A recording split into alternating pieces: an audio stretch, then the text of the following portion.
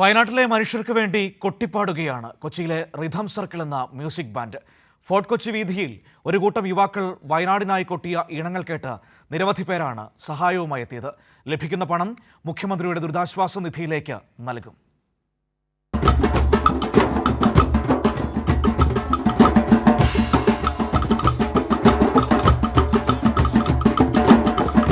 Fort കൊച്ചിയിലെ തെരുവോരങ്ങളിൽ ഈ യുവാക്കൾ കൊട്ടിപ്പാടുന്നത് എല്ലാം നഷ്ടപ്പെട്ട വയനാടൻ ജനതയ്ക്ക് വേണ്ടിയാണ്.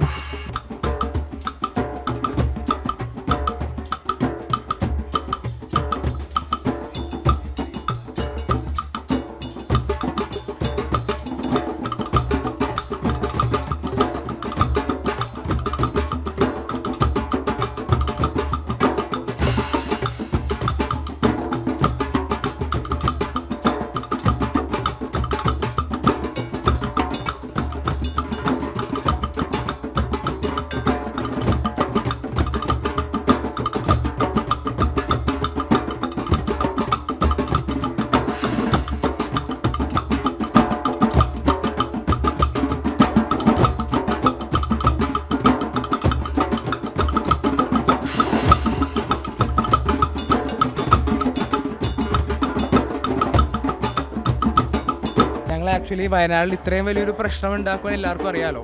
അപ്പം ഞങ്ങൾ മ്യൂസീഷ്യൻസാണ്. അപ്പോൾ ഞങ്ങൾക്ക് എന്ത് ചെയ്യാൻ പറ്റുമെന്ന് മാത്രമേ ഞങ്ങൾ നോക്കിയുള്ളൂ. അപ്പോൾ എല്ലാവരും വയനാട് വേണ്ടി പ്രാർത്ഥിക്കുമ്പോൾ ഞങ്ങൾ ഉദ്ദേശിച്ചത് we are playing for Wayanad. ഞങ്ങളൊരു കമ്മ്യൂണിറ്റി ബിൽഡ് ചെയ്ത് ഞങ്ങളൊരു ഫണ്ട് റേസ് ചെയ്യാനാണ് പ്ലാൻ ചെയ്തത്. അപ്പോൾ ഇപ്പോൾ 4 ദിവസമായി. ഞങ്ങൾ ബുധനാഴ്ച തുടങ്ങിയതാണ്. നാളത്തോടെ അതൊരു 5 ദിവസമാവും. അതിനുള്ളിൽ ഞങ്ങൾക്ക് എത്ര ഫണ്ട് കിട്ടും അത് ഞങ്ങൾ വയനാടിന് വേണ്ടി ഡെഡിക്കേറ്റ് ചെയ്യാനാണ് പ്ലാൻ ചെയ്യണത്.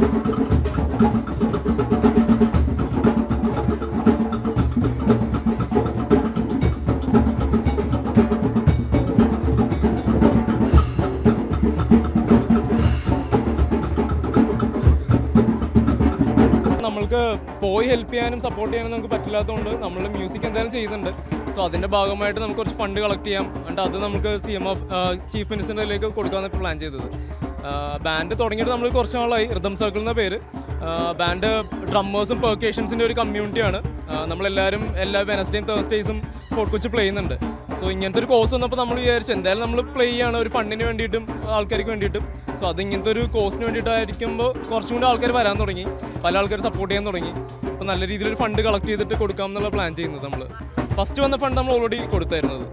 നമ്മൾ ആരുടെ പോയിട്ടൊന്നും ചോദിക്കുന്നില്ല. So the people are coming and giving. അതൊരു നല്ലൊരു മൊമെൻ്റ് ആയിരുന്നു അത്.